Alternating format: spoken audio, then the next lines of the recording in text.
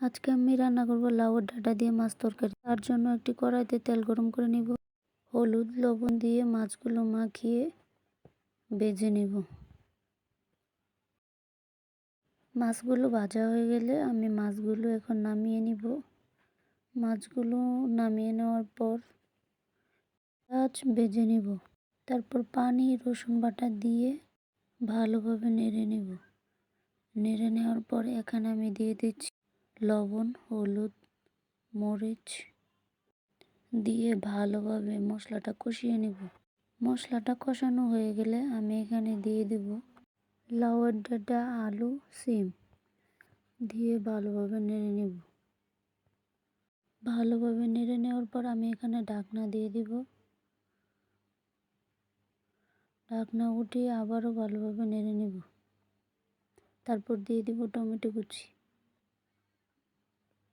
Tomato কুচি দিয়ে আমি এখানে পানি দিয়ে দিচ্ছি। তারপর এখানে দিয়ে দিচ্ছি ভেজে রাখা মাছগুলো।